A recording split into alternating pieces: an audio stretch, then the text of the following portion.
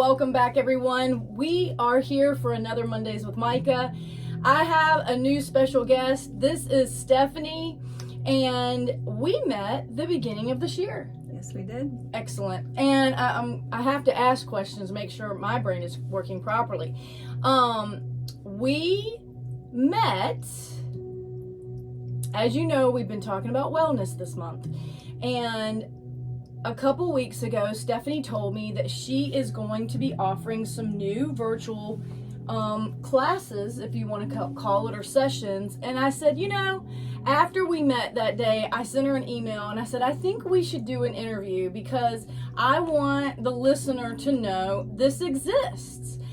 For the last 7 months, or 9 months, I guess, almost, it was January, maybe, I have been coming up here to Virginia Beach in the town center area, and something that I started doing that we talked about last week on the blog was acupuncture.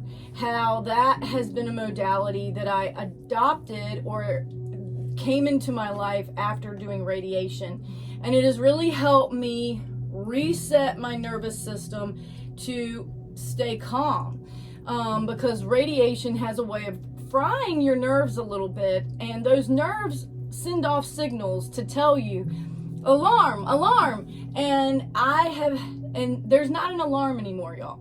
We are in the healing process. We are in the post-care process.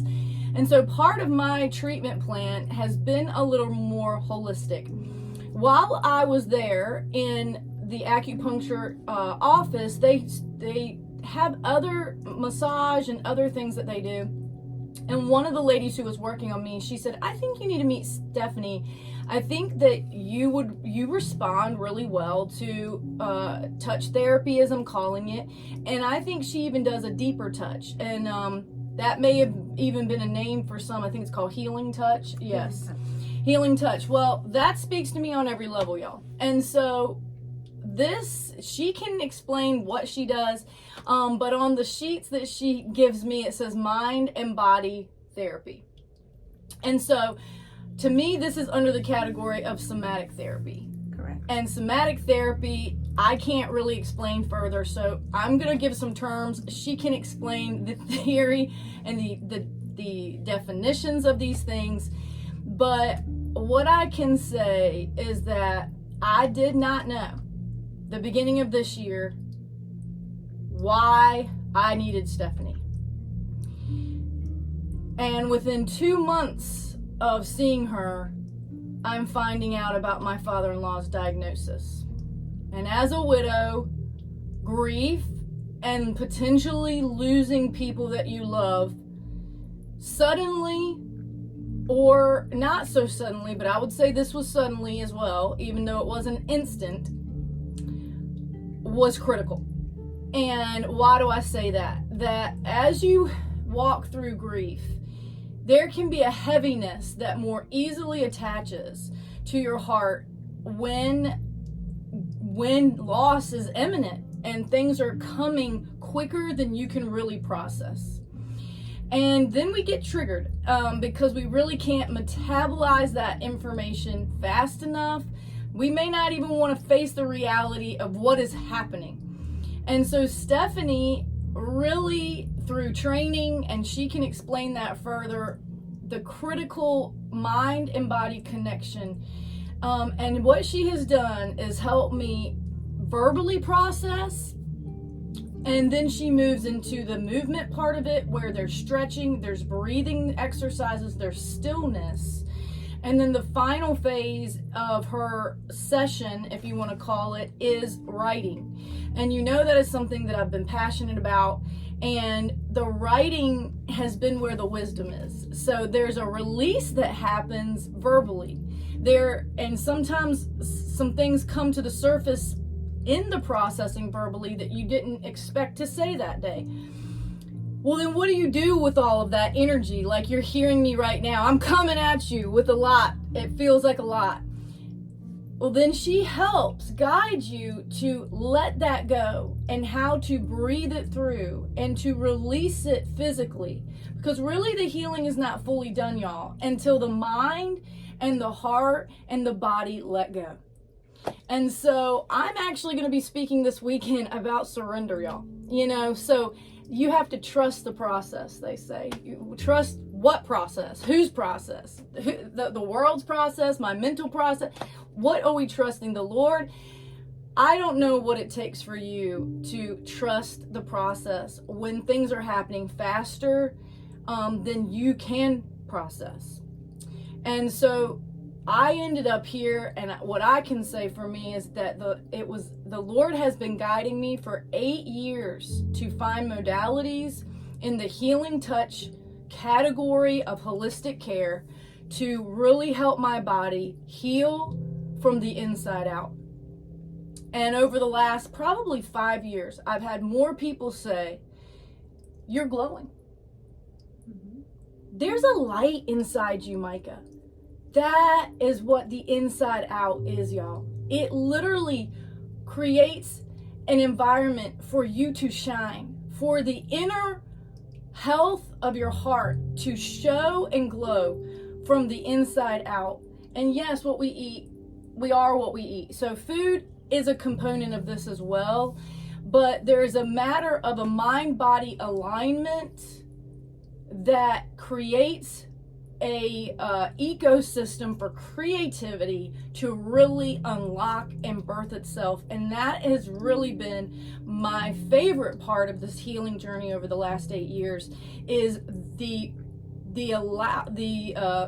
release of creativity that has come through these modalities, that it's allowed me to access part of myself that I could not unlock on my own. And sometimes we need a helping hand, y'all, because the emotions can be so much. And if you're not used to feeling more emotional, and I wasn't, it's overwhelming. And so you really are afraid to dive into it. And so there's people who actually have studied how to walk with you in this with compassion. And what are the two things that you told me early on? Compassion and self-awareness. Self-awareness are the two wings of the bird, but it's self-compassion. Thank you. And so we can have awareness about where we are, but if we don't marry that with compassion, the true healing doesn't fully run its course and mean the full circle part. And so I'm going to pass this on to Stephanee to give you a little bit more about who she is, what she does, and how, if you feel like, let's use the word stuck. If you feel stuck in the healing process, or another term, I just can't let this go, she knows how to. Thank you, Micah.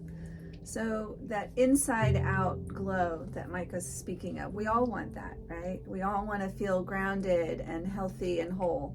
We all want to express our own brand of wellness, right? We all have our own definitions of that. But that inside out glow, that's what we work with here in this healing modality. That is born of Micah's sacred story, I like to say, right? So that didn't come from just wanting it to happen. It didn't come from thinking her way to it. It didn't come from just wanting it to be that way. It came from hardship. It came from deep pain. But the reason it's not stuck is because she worked with that. She actually used that as part of her healing journey. That's what she's doing right now. That's her whole path, is to not just push it away, not to ignore it, not to minimize it, to use it and to honor it. That doesn't mean we like it. That doesn't mean we want more of that, right? But our grief, our pain, our suffering is part of our process. And how do we use that in a way that's healthy and whole? So that's what this work is, this body-mind therapy, I like to call it. And I like to put the body first because that's what we work with. So our mind tools are very important. All of the things that you would work with in traditional therapy, right, cognitive behavioral therapy, all of those tools are really important, like problem solving, really discerning the difference between an emotion and a problem, really Intrusive thoughts. All of that, intrusive thoughts. Yes, we have How to those. manage intrusive thoughts. Yes. But cognitive behavioral therapy is very important for most of us. And it weaves together this work, this body-mind therapy. So I like to say they both work together. Of course, we can do this as a standalone therapy, but when we put them together, it's pretty powerful. Right. So this work is therapeutic, but it's not traditional therapy. So body-mind therapy is a plethora of tools. It's like I say, the more tools you have in your tool bag, the healthier you are. And we're working with mindfulness and meditation. Those are kind of buzzwords these days, but what does that actually mean? It means that we're taking the tools of being present, of listening in, and building and nurturing our intuition. And that is born of all of those mindfulness and meditation tools. And we all have our own flavor of those. We learned the basics here. Micah's heard me say this many times. I give you the framework and you build it out, because it's not about what I say, it's what I offer and support, and then Micah makes it work for her life, right? The implementation. Exactly. So I think the most important piece is to understand that there's no prescriptive way we do this.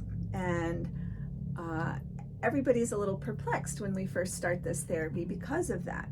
But it's really bringing in a blend, a host of different tools. So we'll work with the body mostly.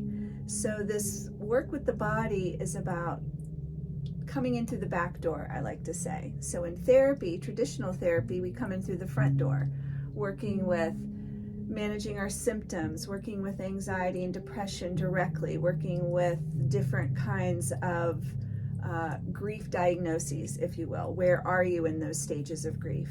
In this work, we come in through the back door, developing a new relationship. Micah has very much hinted at that. She has a new relationship with herself, seeing herself in new ways. And what does that take? It takes a lot of listening and being grounded. So we bring in all of these tools, the journaling piece, the body work, therapeutic yoga, mindfulness tools, which includes a lot of different tools, different kinds of ways of seeing. I use a lot of metaphor and visualization. I use a lot of, breath work, body work. Your questions. And a lot of questioning, a lot of inquiry, I like to say. And then the somatic therapy, which is getting into our bodies in a new way. So we take our yoga practice, different body practices, and make them our own, where we can have like this meditation in motion process. So that's what we do here. And I would like, so she has her language. That's the beauty of this, is that as she's saying, we kind of customize the unique thumbprint. I'm not even going to say footprint, but the thumbprint that she has. And I like to say that what I'm doing in here is practicing the presence. And so why is that necessary? Meditation is a term. Prayer is another term. We don't need to get caught up in the technicality of these words we're using, because they literally can mean the same. But ultimately, something that she told me, like when I come in here, I'm kind of coming in with my outer garment on. And throughout this 60 to 90 minute session, I do the 90-minute sessions, I'm able to access the inner garment, get inside the temple. And inside the temple is where the brokenness lives, but also where the joy comes from and the wisdom comes from. They're both there. And so without going into those rooms, the inner chambers, if you want to call it, we can't always, if you don't want to feel sadness, then you're going to numb yourself. You're going to numb away the gladness. Okay. So I don't want to do that. And I knew that early on, that joy was my portion. But she has seen a lot of tears in here. But the tears has allowed the joy to sustain itself. And one thing that I use as part of my practice is worship. And that is not something we exercise in her practice. But this is where she gives me she gives me tools, and then I'm able to practice being gentle. So for me, as a strong personality, I'm ready to just plow through, y'all. And she's helping me realize that there's a gentler version of myself, and that she needs to be known. She needs to be heard. And sometimes that may feel like there's a term called the inner child work. And that little girl sometimes went through some things that she doesn't even remember sometimes. And so when we're triggered as adults, a lot of times it's because of a time where we didn't feel safe, we didn't feel heard, we didn't feel protected as a younger person. And so somehow in our 30s, 40s, I don't know, wherever you may be, things start to come to the surface. And what I want to encourage you with is that means you're ready to process the past, and you're ready to process the present.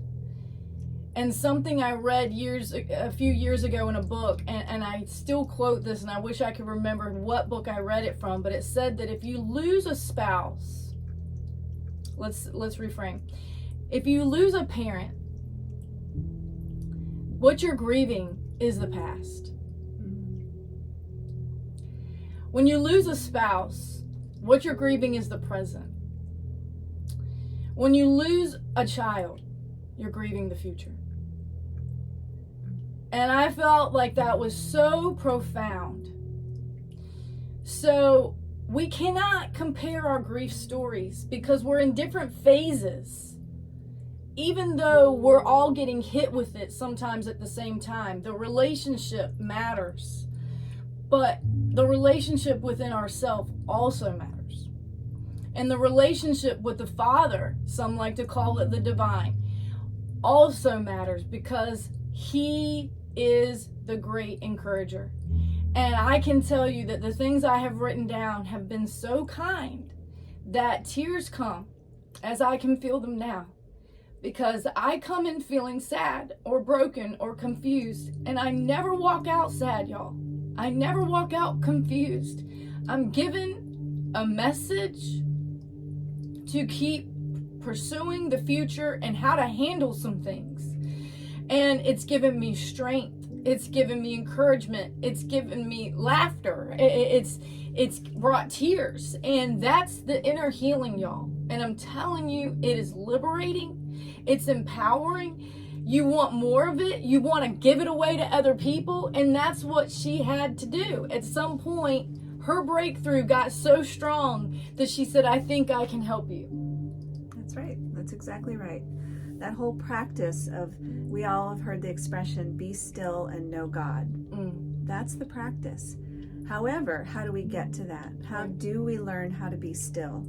That can be very frightening for a lot of us. We don't know how to do that. Our culture does not support that, right?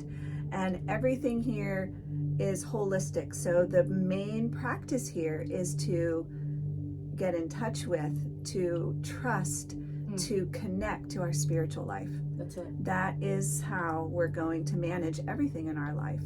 And we all have different language for that, as Micah was speaking of. It's really important in this work that you feel empowered to have your language, right? Not my language, not Micah's language, right? We all have our ways. And that's what we help you to get in touch with. Totally. So this work, that work is born of this somatic therapy piece, right?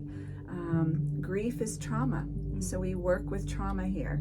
And that's how it works, to manage what we call our window of tolerance, to learn how to work with that, to bring in more tools for that, to see where we are in a given moment, and then to empower you to take those home in practical ways, right? Right. So the nuts and bolts of this practice, what does it look like? Well, as I've said, it's not prescriptive. It's not going to be Micah's journey. Your journey is going to look different. So you customize it. Absolutely, it's customized, right? But you're the one who actually customizes it and don't even know it, but you will. Right. You will feel more empowered in that practice. So I'm getting ready to launch a new way of doing this. I'm getting ready to move my practice online virtually. I already have a mentorship membership process that I use for folks. And I already see a lot of clients online, and we do this somatic work and this therapeutic discovery work, we'll call it. Yes. A lot of words for it online. So it's a membership process. I create a lot of content. I have my own catalog of virtual practices, including therapeutic yoga, meditation, practices that I've created that help you to go down that somatic path, to help you connect to your spirituality, to help you connect to grief practices that actually work, right? And I also like to say, this is really important, this is not self-help. This is not the endless self-improvement project.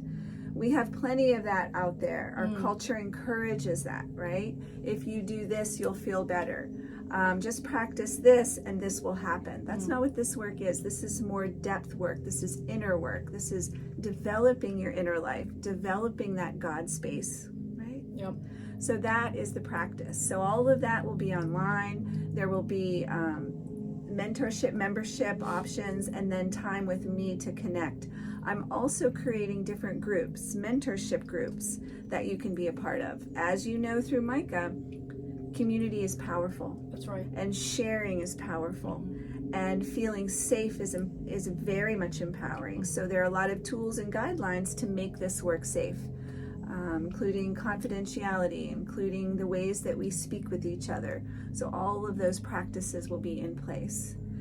If you've ever tried any online courses, if you've ever tried any apps, meditation apps or prayer apps, right? Or if you've ever worshiped online, you know the power of that. So that's what we'll be cultivating in this work. And the beauty about this is that for me and this discovery, and a part of my writing is about discovering the Father's heart. So the discovery initially was about discovering who He was. And then it transitioned into me, you know? So you think it's about other things. And at some point you're like, it's time to get hands on you, Micah. It's time to look inward. And it does feel scary, and even, I'll say ugly. You know, tears are therapeutic, but if tears are something you're not comfortable with, for some it can feel embarrassing to have an emotional release with a stranger, if you want to call it. Well, Stephanee didn't feel like a stranger from the first day. Okay, so that is the healing work. People literally feel it's a fast friend process because they have cultivated this inner compassion, this no judgment zone space where it just works. Okay, it just works. She's figured it out. I don't need to understand it all, but I just know that, like I said, I walk in one way and I walk out another. And then she's not creating this cyclical thing where I need her, so I have to keep coming back. Okay, that's a more traditional way, if you want to call it, and that's not the term you were using, clinical or whatever. It is really, she's trying to impart adaptations and exercises and principles and practices is the term we use, sacred practices. And the thing about stillness, y'all, I found that before, and what I like to say, the language I use, is that I fought for peace, and I realized that peace is a person.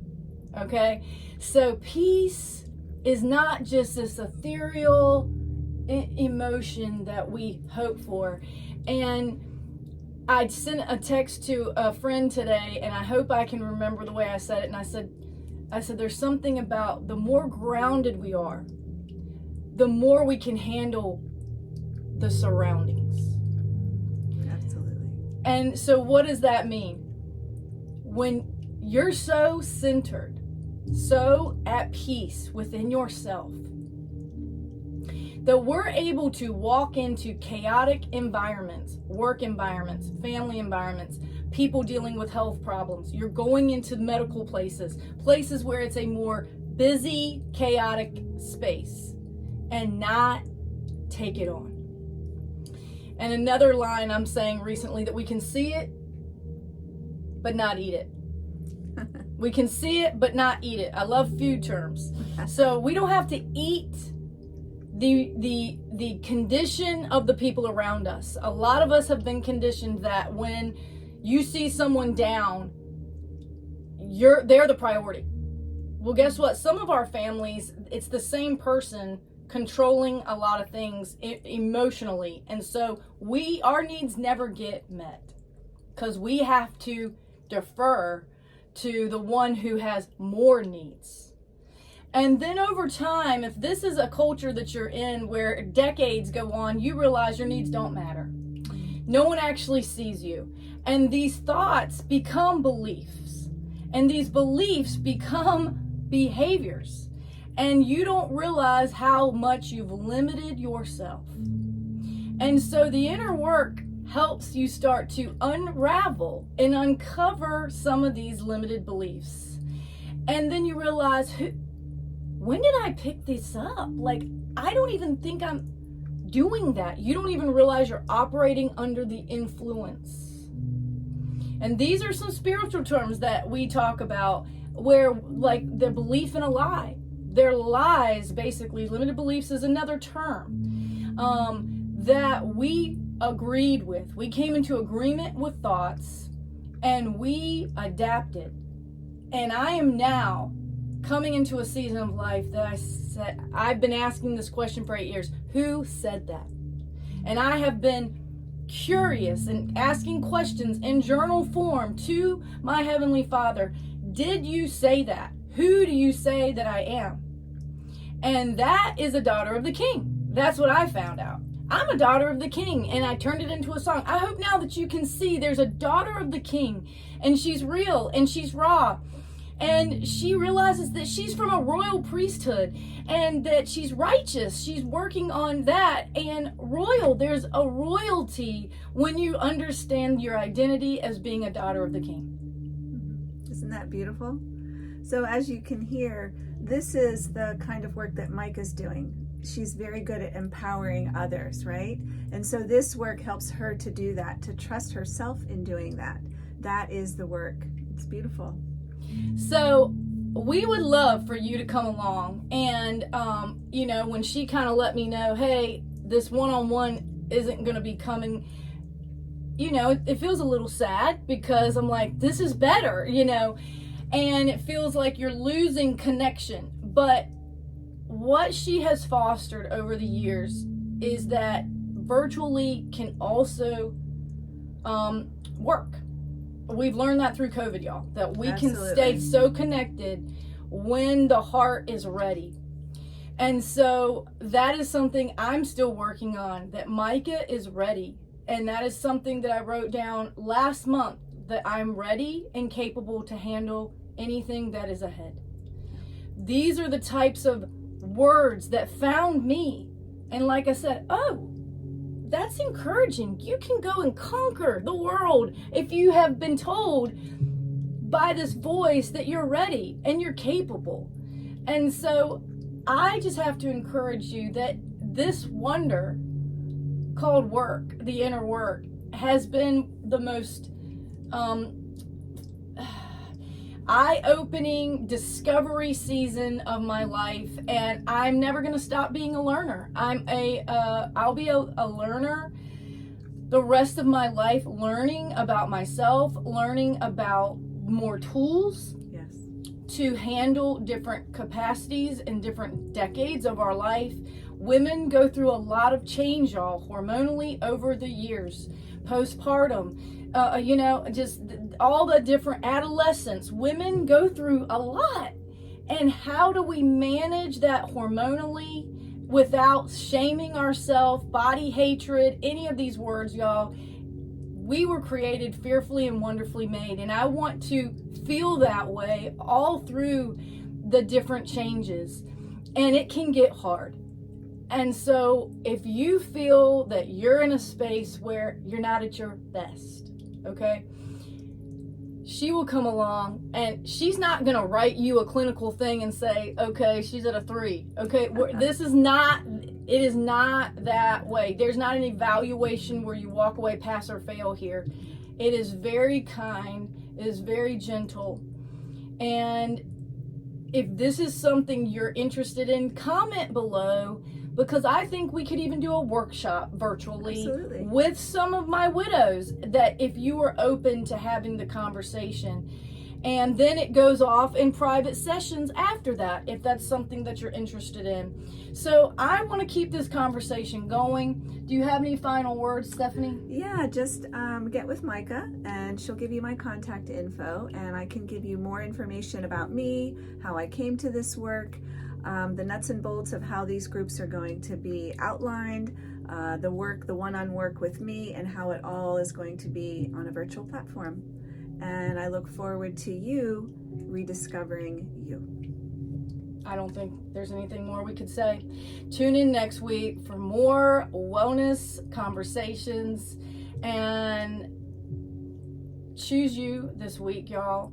Choose in for the win. Every time you choose in, every time you lean in, there's a win that happens inside you, and a lot of times the person that you have that conversation with too. So let's be courageous. Let's defy the odds and do things that our friends and family may not be doing, because you may just change your life. You may change your family's life. You may change your children's life, and it's worth it. Bye. Be well.